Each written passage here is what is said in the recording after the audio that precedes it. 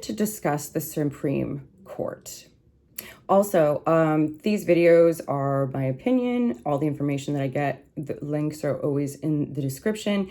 If you are happy with what you find here, please like, comment, and subscribe. All right. Part of why this country was better than it is right now was that we have the Supreme Court. And the Supreme Court, for the most part, up until recently, they did the right thing.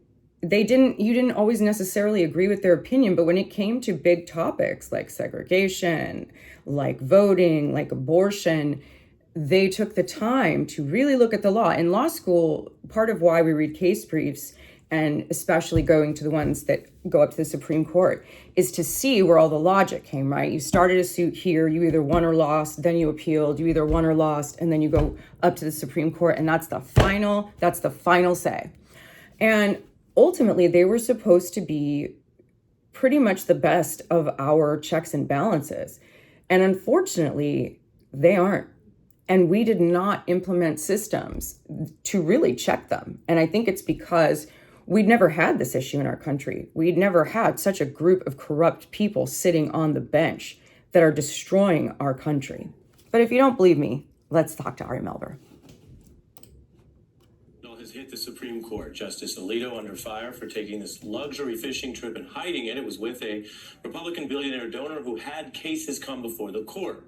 In other words, this is exactly the kind of conflicts you're supposed to report and avoid. Now, ProPublica broke the story.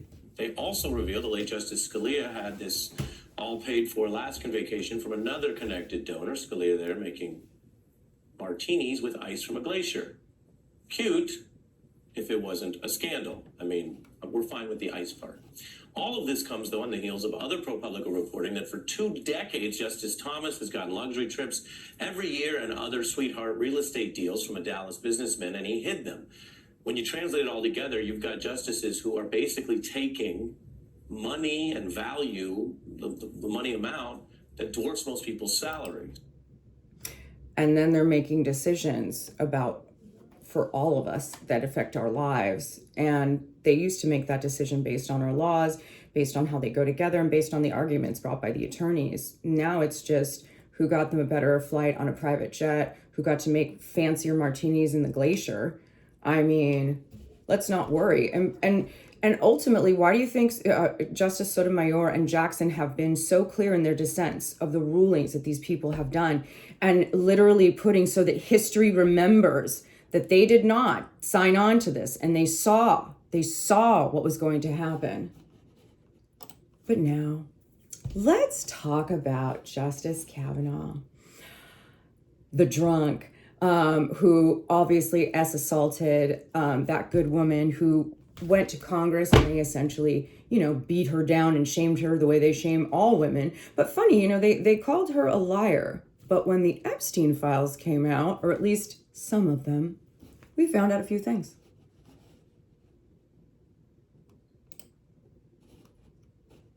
Epstein emails that might be worth parsing. Some of the emails indicate that Jeffrey Epstein was corresponding about Ken Starr vouching for, wait for it, Brett Kavanaugh.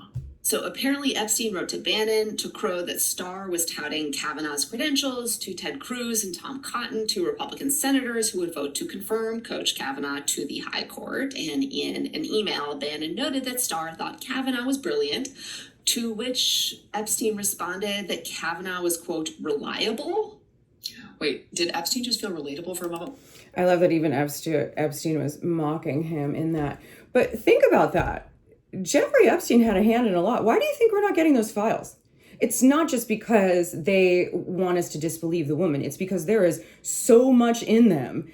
And how many, business deals were made, on Pedophile Island, or on the Lolita Express, which is what he called his plane, that Trump flew on the Epstein plane. God, I love that guy.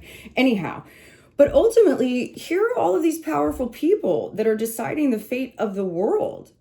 And perhaps maybe that's why they don't want the Epstein files to come out. Perhaps it's a little past them being pedophiles and pedophile protectors, because those men have no shame. And honestly, I think they just want the laws to be changed so they can be like, yeah, I'm into kids.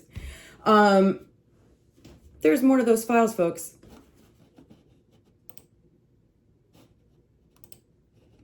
and myself have been investigating the Supreme Court, specifically what happens when the justices make appearances at colleges, universities, and libraries around the country. We filed more than 100 public records requests and combed through the details over a series of months, reading more than tens of thousands of pages of records. What we ended up finding was that Supreme Court justice. So after hearing that, it took me back. One of the cases that we read, there was Hustler Magazine v. Jerry Falwell. Jerry Falwell is a religious figure, and he was not really a fan of Larry Flynt. And so Larry Flynt had a cartoon posted in Hustler Magazine portraying Falwell with his mom in an outhouse, right? So they sue, and it goes all the way up to the Supreme Court. This case went all the way up to the Supreme Court. And the main reason is that because they determined that a parody advertisement, though offensive, could not be reasonably understood as stating actual facts about Jerry Falwell, a public figure, and thus didn't meet the actual malice standard required for libel, right? Because people need to have thick skin. But ultimately, he got his day in court. And for the most part, this was at a time, this was in 1988, all right, when our country, one, really did not like the LGBTQ community, and yet our Supreme Court justices ruled because of the Constitution, because of the laws, regardless of how they felt about Hustler Magazine, regardless of how they felt about Larry Flynt. That has no bearing.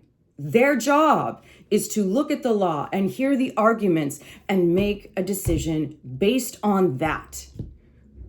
Because someone like Larry Flynt has a right to First Amendment protected speech, like all of us. So folks, what's happening did not just happen overnight. This country hasn't been paying attention, but we're waking up, and you see what's happening in Minneapolis, and it's going to continue until this country decides to take it back, and we'll see how that goes.